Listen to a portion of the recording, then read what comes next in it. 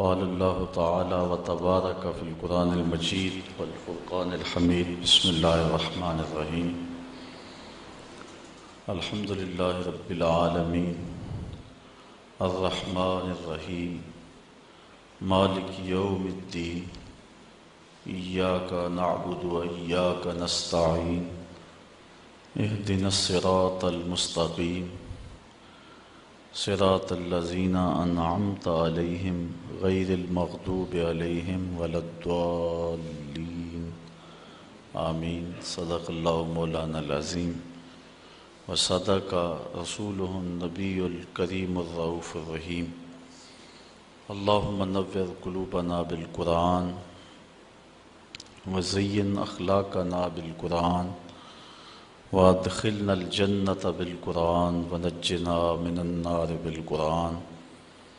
قال الله تعالى وتبارك وتعالى في شان حبيبه مخبرا وآمرا إن الله وملائكته يصلون على النبي يا أيها الذين آمنوا صلوا عليه وسلموا تسليما. الصلاة والسلام عليك يا رسول الله وعلى آلك وأصحابك يا محبوب رب العالمين. الصلاة والسلام عليك يا نبي الرحمة وعلى آلك وأصحابك يا رسول الملاحم. تمام حمد و ثنا تعریف و توصیف اللہ جل مجدہ الکریم کی ذات بابرکات کے لیے جو خالق کائنات بھی ہے اور مالک ششہات بھی. اللہ جل وعلا کی حمد و ثنا کے بعد حضور نبی اکرم شفیع امم رسول محتشم نبی مکرم صلی اللہ علیہ وسلم کے حضور ناز میں اپنی عقیدتوں، ارادتوں، محبتوں اور نیاز مندیوں کا خراج پیش کرنے کے بعد واجب الاحترام ذوی الاحتشام برادران اسلام، السلام علیکم ورحمۃ اللہ وبرکاتہ. آنے والے معزز محترم سامعین کو ماہ نور شہر رمضان المبارک کی آمد پر بصمیم قلب مبارکباد پیش کرتا ہوں. اللہ تعالیٰ جل شانہ ہمیں اس ماہ نور کی برکت نصیب فرمائے.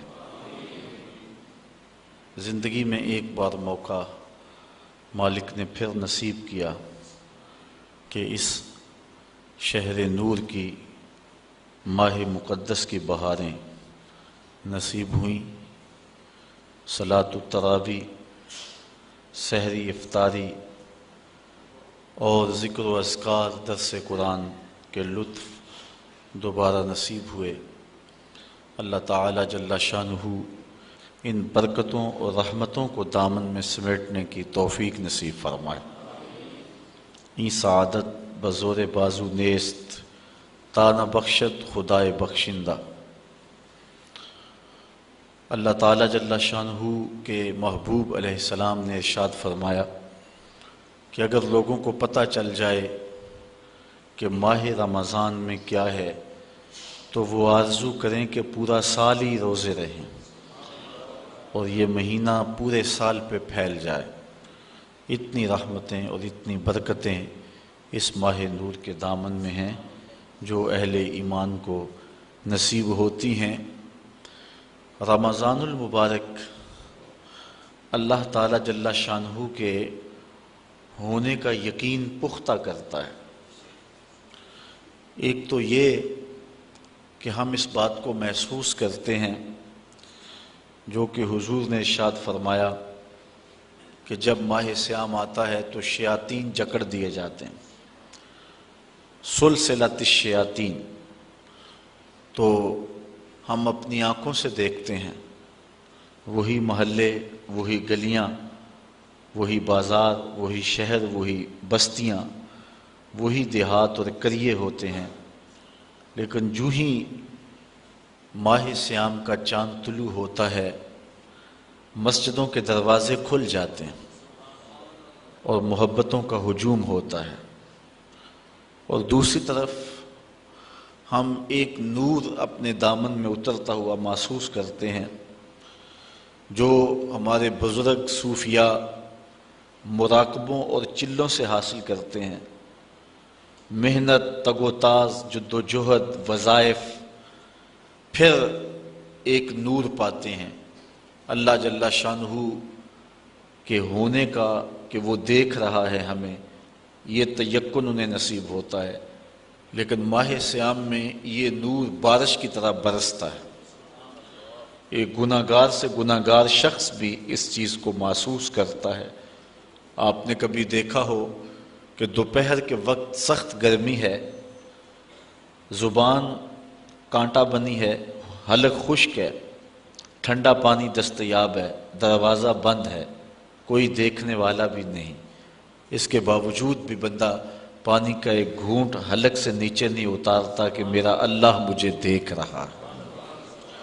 یہ نور خاص طور پہ ہمیں اس مہینے میں نصیب ہوتا ہے، بلکہ جب صبح سحری کا منظر ہوتا ہے تو چھوٹے چھوٹے بچے بھی جاگ پڑتے ہیں اور وہ بھی ضد کرتے ہیں کہ ہم نے بھی روزہ رکھنا ہے، تو مائیں ان سے مجبور ہو کے انہیں بھی کھانا دیتی ہیں۔ جب دھوپ چمکنے لگتی ہے اور بچوں کے چہروں پر کمزوری کے آثار ظاہر ہوتے ہیں تو مائیں کہتی ہیں کہ بیٹے تم روزہ کھول لو، تمہارے 2 روزے ہو جائیں گے۔ ہمارے دیہاتوں میں کہتے ہیں چڑی روزہ ہو جائے گا، لیکن میں نے دیکھا ہے کہ چھوٹے بچے بھی خلوت میں بھی پانی نہیں پیتے۔ وہ نور جو مراقبوں اور چلوں سے نصیب ہوتا ہے وہ 7 سال کے بچے کے سینے میں بھی ڈھیل دیا جاتا ہے۔ یہ اس ماہ نور کا فیضان ہے جو ہم اپنی آنکھوں کے سامنے برستا ہوا دیکھتے ہیں۔ میں سمجھتا ہوں کہ اس شخص سے بڑا بد نصیب زمانے میں کوئی نہیں جو اس مہینے میں بھی محروم رہ جاتا ہے، مسجد کا رخ نہیں کرتا، اسے صلاۃ التراویح نصیب نہیں ہوتی، نیکی کی محفلیں اور اچھائی کا ماحول اس کا مقدر نہیں ہوتا۔ حضور علیہ السلام نے منبر کی 3 سیڑھیوں پہ قدم رکھتے آمین آمین فرمایا تھا۔ بعد میں صحابہ کے پوچھنے پر ارشاد فرمایا کہ میرے پاس جبریل امین آئے تو انہوں نے کہا اس شخص کی ناک خاک آلود ہو جو والدین کو بڑھاپے میں پائے اور خدمت کر کے جنتی نہ ہو، تو میں نے آمین کہا۔ پھر کہا اس شخص کی ناک خاک آلود ہو جس نے ماہ صیام رمضان المبارک کو پایا اور عبادات کر کے اپنی بخشش نہ کروائی، تو میں نے آمین کہا۔ تو جبریل امین نے پھر جب میں نے 3ری سیڑھی پہ قدم رکھا تو کہا اس شخص کی ناک خاک آلود ہو جس کے سامنے آپ کا ذکر کیا جائے وہ آپ پہ درود نہ پڑے، تو میں نے آمین کہا۔ اب جبریل یہ کہنے والے ہوں اور حضور آمین فرمانے والے ہوں تو پھر دعا کی قبولیت میں شک کوئی نہیں رہتا، تو اس شخص سے بڑا بد نصیب کوئی نہیں جو اس ماہ صیام میں بھی محروم رہتا ہے۔ اللہ تعالی ہمیں، ہمارے گھر والوں کو، ہمارے عزیزوں کو، اقربا کو، بلکہ پوری امت مسلمہ کو اس ماہ نور کی برکت نصیب فرمائے اور ہم میں سے رحمتوں کے اس موسم برسات میں کوئی شخص بھی محروم نہ رہے۔ آج کی اس نشست میں سورۃ الفاتحہ پہ کچھ گفتگو آپ کے گوش گزار کرنے کی کوشش کروں گا۔ آپ کی توجہ چند لمحوں کے لیے چاہوں گا، اللہ تعالیٰ میری زبان پر کلمۃ الحق جاری فرمائے۔ سورۃ الفاتحہ وہ بابرکت سورت ہے جو کہ مکہ المکرمہ میں حضور کے سینہ اطہر پہ نازل ہوئی۔ 7 آیات پر مشتمل یہ سورت اپنے دامن میں بہت سا نور رکھتی ہے، بلکہ قرآن مجید کی یہ واحد سورت ہے جو 1 بار نہیں 2 بار نازل ہوئی ہے، اس لیے اس کو 7 مثانی بھی کہتے ہیں کہ 7 آیتیں جو 2 بار نازل ہوئیں۔ حضرت ابو سعید بن معلہ رضی اللہ تعالی عنہ جلیل القدر صحابی ہیں، نماز پڑھ رہے تھے تو حضور نے انہیں آواز دی۔ چونکہ وہ نماز میں مشغول تھے تو تھوڑی دیر کے بعد پہنچے۔ حضرت امام بخاری نے اپنی سند کے ساتھ اس روایت کو لکھا ہے۔ تھوڑی دیر کے بعد پہنچے تو آقا کریم نے فرمایا کہ میں نے تمہیں آواز دی اور تم نے آتے ہوئے دیر کیوں لگا دی؟ تو حضرت ابو سعید بن معلیٰ عرض کرنے لگے حضور میں نماز پڑھ رہا تھا، تو آقا کریم علیہ السلام نے ارشاد فرمایا کہ تو نے اللہ کا کلام نہیں سنا؟ یا ایھا الذین آمنوا استجیبوا للہ وللرسول اذا دعاکم، اے ایمان والو جب تمہیں اللہ اور اس کا رسول پکارے تو ان کی پکار پہ لبیک کہا کرو۔ یہ سورہ انفال کی آیت نمبر 24 ہے، اور حکم ہے اہل ایمان کو کہ جب حضور آواز دیں تو تم نماز بھی پڑھ رہے ہو، نماز چھوڑ کے نبی کی پکار پہ لبیک کہتے ہوئے حاضر ہو جایا کرو۔ اور پھر صحابہ اس واقعہ کے بعد حاضر ہوتے تھے اور آقا کریم جو کام کہتے وہ کام کرتے، اور واپس آتے تو جہاں سے نماز چھوڑی ہوتی وہیں سے نماز شروع کرتے۔ اوروں سے مخاطبہ کریں تو نماز ٹوٹ جاتی ہے، لیکن حضور علیہ السلام سے نہ کلام کرنے سے نماز ٹوٹتی ہے، نہ حضور کی خدمت میں حاضری سے نماز ٹوٹتی ہے۔ آقا کریم علیہ السلام کی خدمت میں نماز کے اندر ہی تو کہا جاتا ہے السلام علیکہ ایھا النبی۔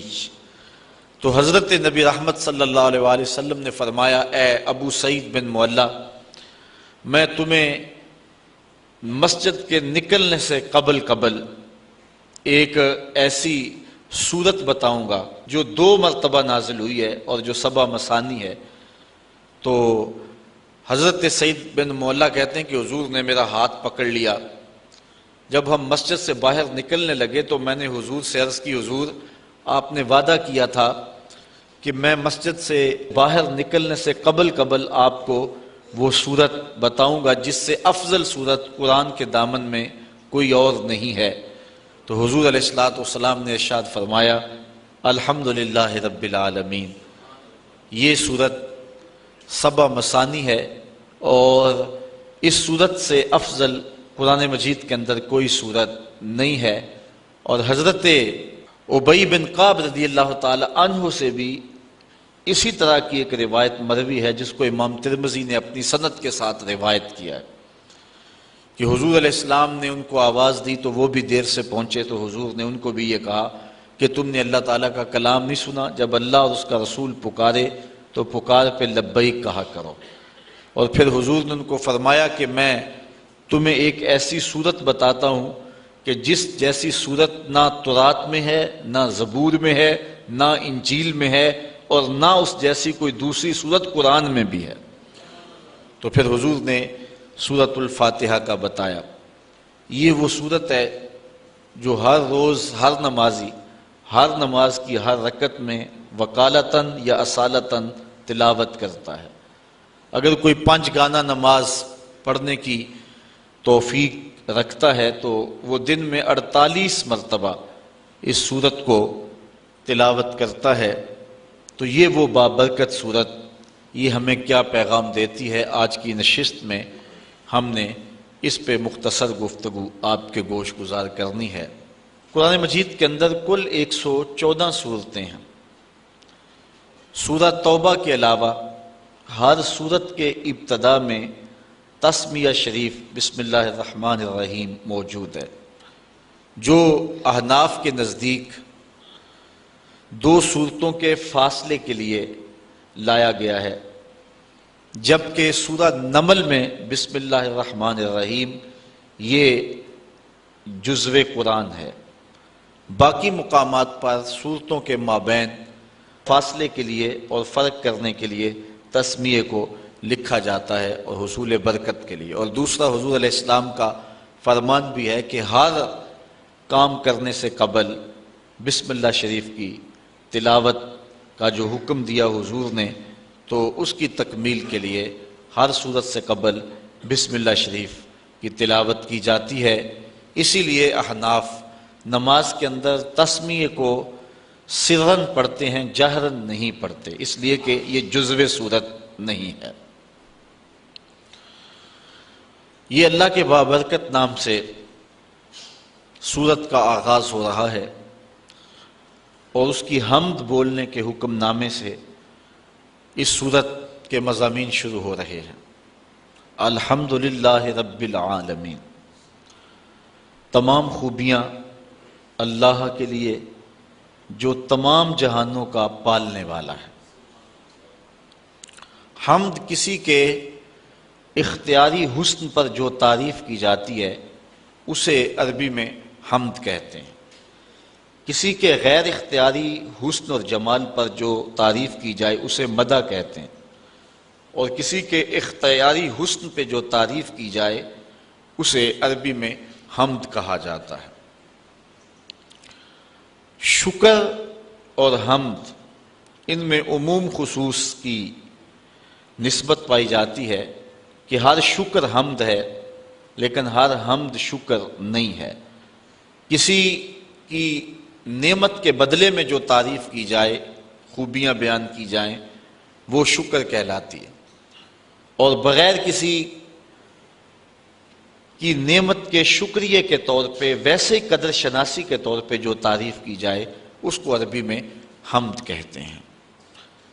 تو یہاں حمد کا حقدار کون ہے، حمد کس کے لیے ہو، تو یہاں یہی بیان فرمایا گیا، اور قرآن مجید کے اندر متعدد مقامات پر الحمدللہ کے لفظ موجود ہیں، اور جب یہ لفظ بندے کی زبان سے نکلتے ہیں تو حضور علیہ السلام نے فرمایا قیامت کے دن یہ میزان کے پلڑے کو جھکا کے دیں گے، اتنا وزن ہوگا اور ان کا جو ہے وہ اتنا تول ہوگا۔ الحمدللہ تمام خوبیاں اللہ کے لیے۔ لفظ اللہ ذات باری تعالیٰ کا اس میں ذاتی ہے۔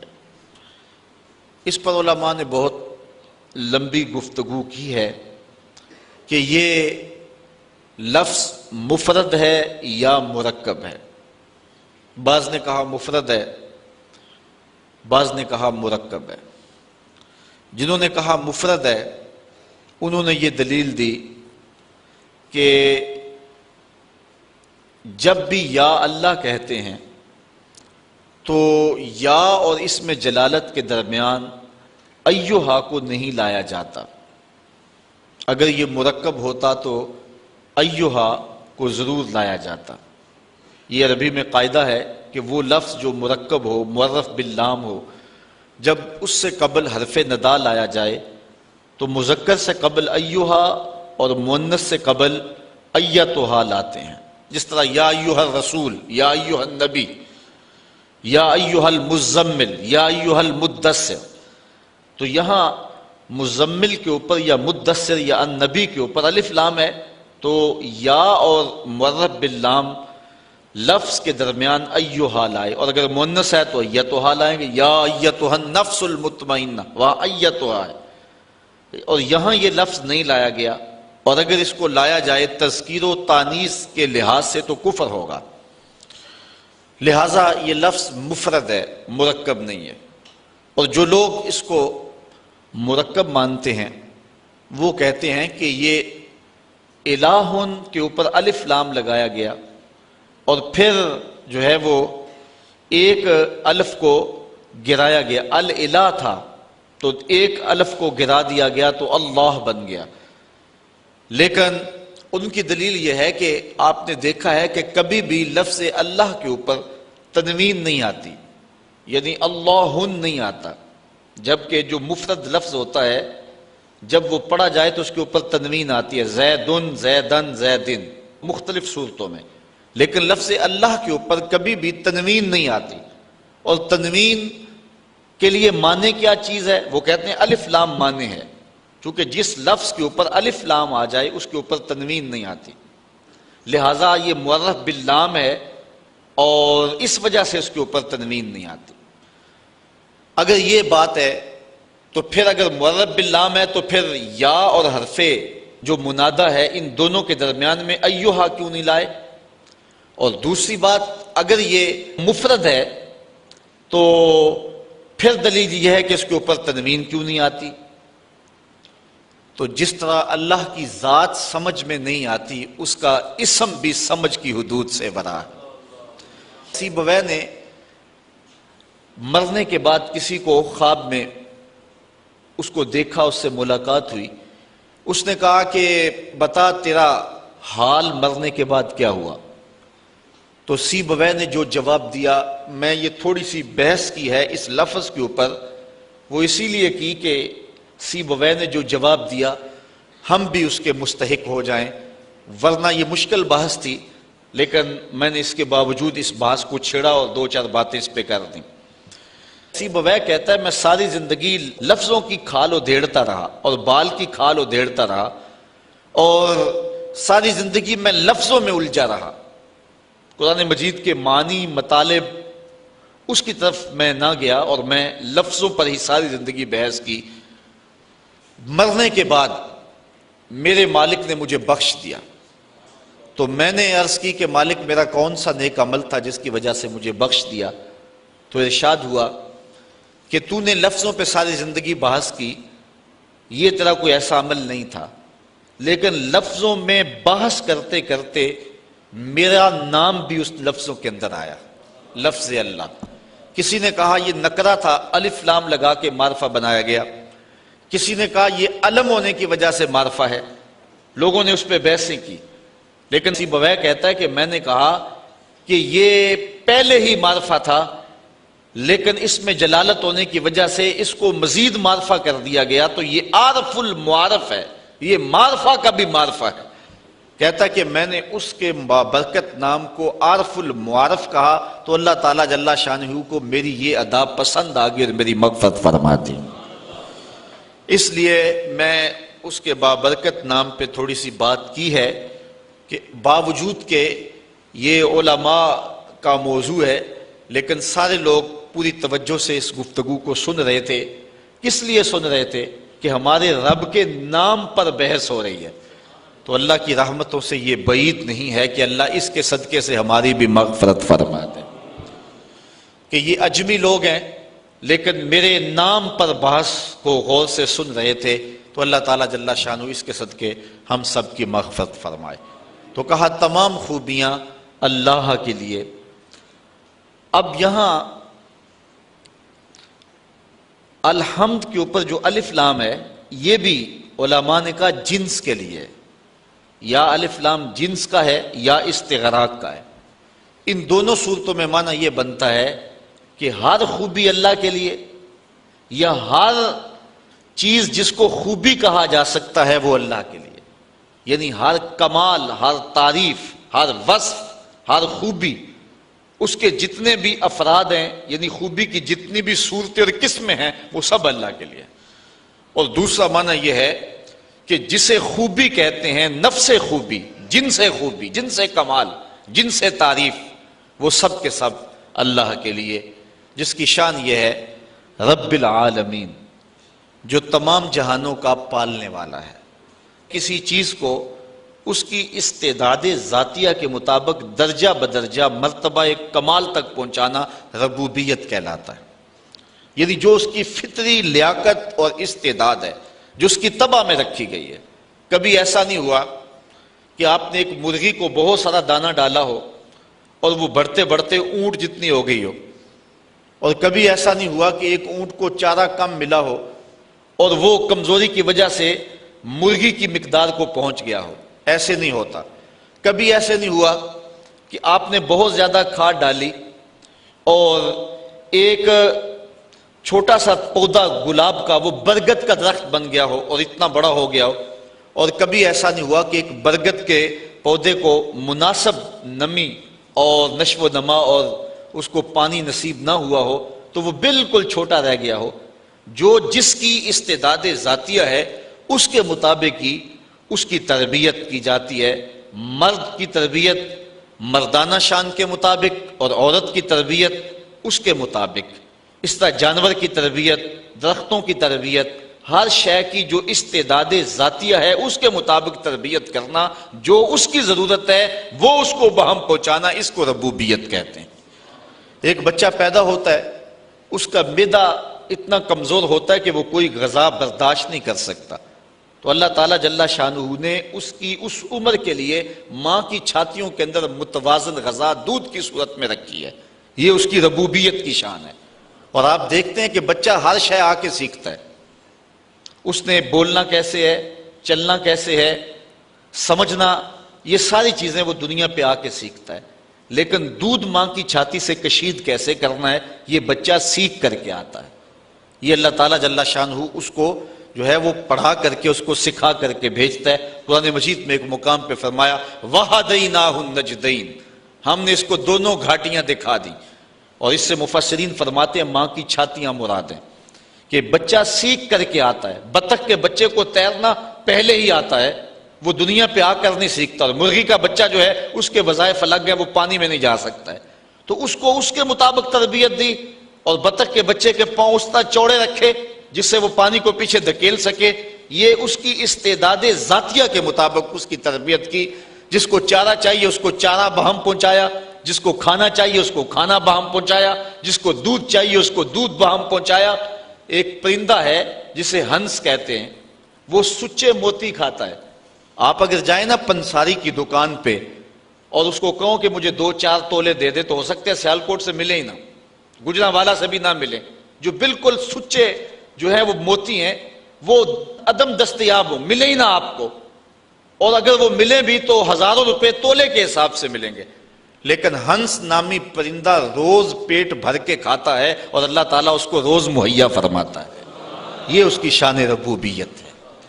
یہ تو لوگ الجھ گئے ہیں، وہ توکل چھوڑ گئے ہوئے ہیں، وہ سمجھتے ہیں کہ شاید ہم اپنے رزق کو ہم نے خود اکٹھا کرنا ہے اور بھول گئے ہوئے ہیں۔ یہ رب کی ذمہ داری ہے، یہ اس کی شان ربوبیت ہے، جس کو جو چاہیے اس کو وہ بہم پہنچاتا ہے۔ ہمیں صرف اتنی ڈیوٹی ہے کہ ہم اسباب کی تلاش کریں، اس کے بعد جو کچھ ہے اس کے کرم پہ چھوڑ دیں۔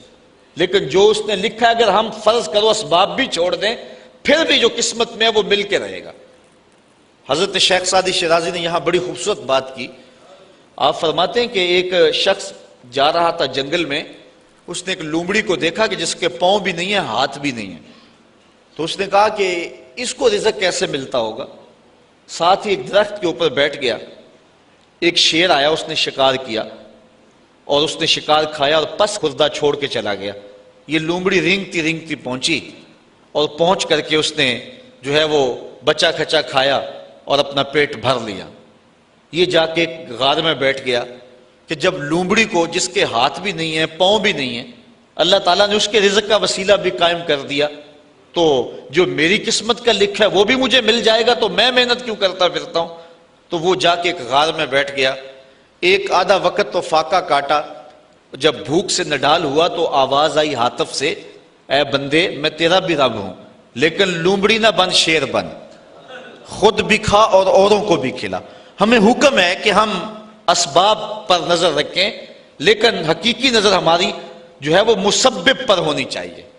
ہم ایسا نہ ہو کہ رزق کی تلاش میں رازق کو چھوڑ دیں اور ہم اس دنیا کو مقصود بنا لیں۔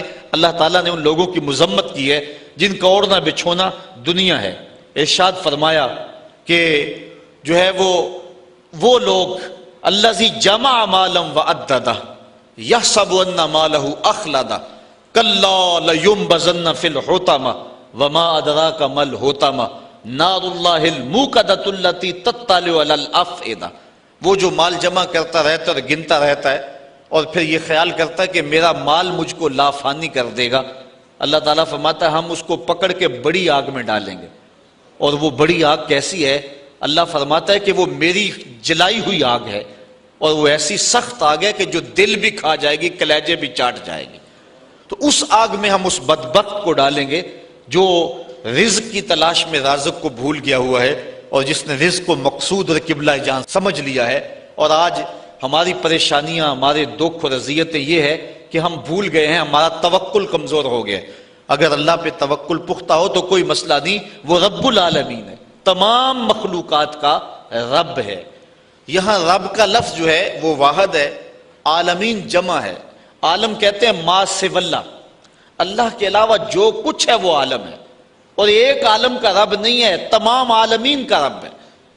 پرندوں کا بھی رب وہی ہے، درندوں کا رب بھی وہی ہے، چوپایوں کا رب بھی وہی ہے، چڑیوں کا رب بھی وہی ہے، جو پانی میں تیرنے والے، زمین پہ رینگنے والے، ہواؤں میں اڑنے والے، حتیٰ کہ آگ کے اندر پرورش پانے والے، اور انسانوں، جانوروں، حیوانوں، بہائم، ہر ایک کا رب وہی ہے۔ تمام کائنات کو برابر دے رہا ہے، کوئی مانتا اسے بھی دے رہا ہے اور جو نہیں مانتا اسے بھی دے رہا ہے۔ یہاں وہ رب المسلمین نہیں کہا کہ مسلمانوں کا رب ہے، یہ بھی نہیں کہا کہ انسانوں کا رب ہے، یہ بھی نہیں کہا کہ فرما برداروں اور متیوں کا رب ہے، کہا وہ تمام عالم کا رب ہے، کائنات کی ہر شے کا رب وہی ایک اللہ ہے جو کہ تمام تعریفوں کا حقدار ہے اور تمام مدح و ستائش اور حمد و توصیف جس کے لائق ہے، وہ ایک سب کا خالق ہے اور سب کا رازق ہے اور سب کا رب ہے، اور اسی کو زیبا ہے کہ وہ سب کو رزق دے، ماننے والوں کو بھی دے رہا ہے، نہ ماننے والوں کو بھی دے رہا ہے، جو نہیں مانتے ان کو بھی دے رہا ہے، بلکہ ان کو زیادہ دے رہا ہے۔ بلکہ ایک حدیث میں آتا ہے کہ اگر مسلمانوں کی دل شکنی کا لحاظ اور خیال نہ ہو تو کافروں کے گھروں کی سیڑھیاں جو ہیں وہ سونے چاندی کی بنا ڈالوں، اتنا ان کو دوں، لیکن یہ کہیں گے ہمیں تو زیادہ ہی رگڑ دیا گیا، کافر کو بخشے حور و قصور اور مومن کے لیے فقط وعدہ حور، پہلے شکوہ کر دیا گیا، پھر تو اور زیادہ شکوہ کریں گے، لیکن وہ ہر ایک کا مالک ہے، جو نہیں مانتا اسے بھی دے رہا ہے، جو مانتا اسے بھی دے رہا ہے، جو اس کے حضور سجدہ ریز نہیں ہوتا رب اس کا بھی ہے، اور جو اس کے حضور پانچوں وقت سجدہ ریز ہوتا ہے رب اس کا بھی ہے۔ کبھی سورج کو نہیں کہا یہ میرے نافرمانوں کا گھر ہے، اس کے گھر میں روشنی نہ بکھیرنا، یہ مجھے سجدہ نہیں کرتا، ہوا تو اس گھر میں آکسیجن نہ پہنچانا۔ کبھی چاند کو نہیں کہا تیری چاندنی فلاں کے آنگن میں نہیں اترنی چاہیے، وہ میرے نافرمانوں کا گھر ہے، کہا جس طرح با یزید کے گھر میں روشنی کرتا ہے سورج، اس گناہگار کے گھر میں بھی ایسے ہی کرنی ہے، چاہے گناہگار ہے لیکن میں اس کا بھی اسی طرح رب ہوں جس طرح با یزید بستامی کا رب ہوں۔ اب تھوڑا سا ایک اور اس پہ نکتہ سمجھنے کی کوشش کیجئے، عالمین اتنے ہیں اور رب ایک ہے، یہاں رب کا لفظ واحد ہے اور عالمین بہت سارے ہیں۔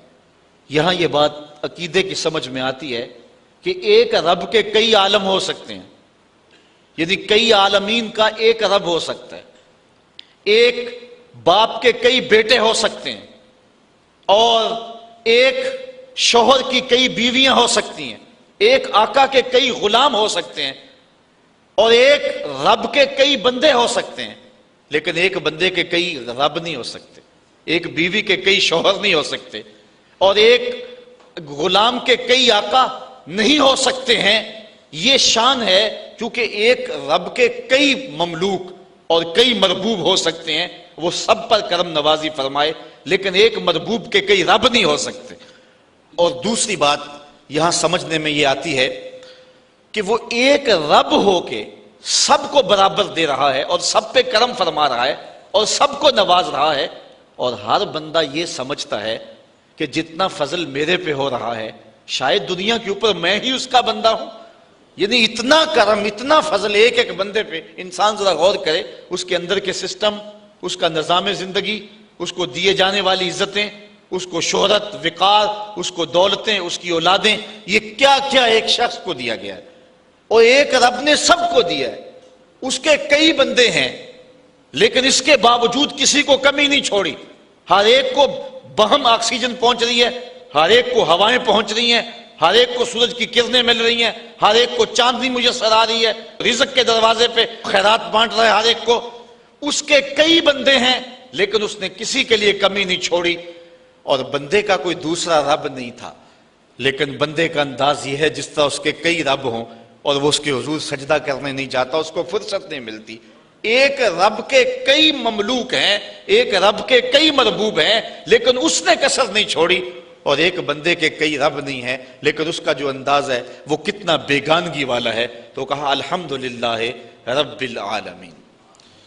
بات آگے بڑھائیے، الرحمن الرحیم، وہ تمام جہانوں کو جو خیرات دے رہا ہے، تمام جہانوں کی جھولیاں بھر رہا ہے۔ وہ کیوں بھر رہا ہے؟ مجبور نہیں ہے، کسی احسان کے بدلے میں نہیں دے رہا، مستقبل میں بندوں کی ضرورت نہیں ہے، تو پھر اتنے بندوں کو، اتنی مخلوقات کو، جس میں جن بھی ہیں، جس میں حشرات الارض بھی ہیں، چوپائے بھی ہیں، اتنا کیوں نواز رہا ہے؟ اتنا نواز رہا ہے، کیوں نواز رہا ہے؟ کوئی غرض ہے نہیں، کوئی مقصد ہے نہیں۔ الرحمن الرحیم، محض اپنی رحمت سے کرم فرما رہا ہے۔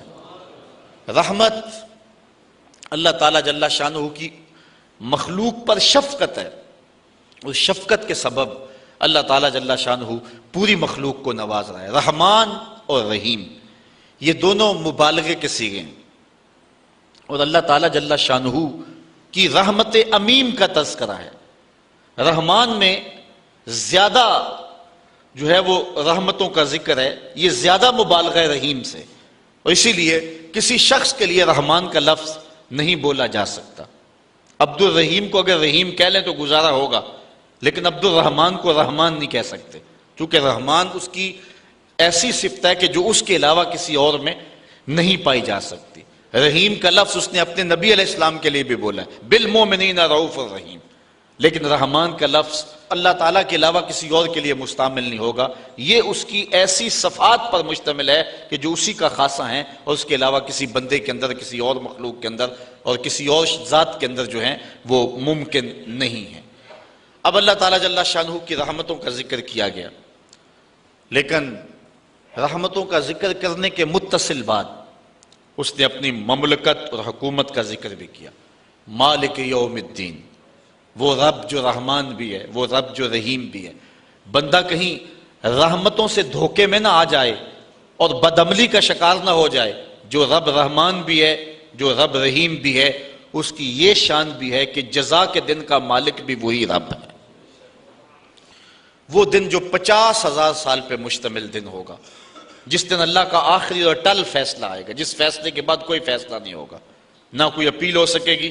یہاں تو سول کورٹ سے سیشن کورٹ میں، وہاں سے جو ہے وہ ہائی کورٹ میں، وہاں سے سپریم کورٹ میں چلے جاتے ہیں، لیکن وہ آخری فیصلہ ہوگا، اس کے بعد کوئی کورٹ نہیں ہے اور نہ کوئی دن ہے اس کے بعد۔ جو فیصلہ ہوگا وہ ٹل ہوگا اور وہ طے ہوگا۔ اس لیے بندے کو ساتھ ڈرایا بھی گیا ہے، کیونکہ ایمان خوف اور امید کی کیفیت کے درمیان ہے۔ حضرت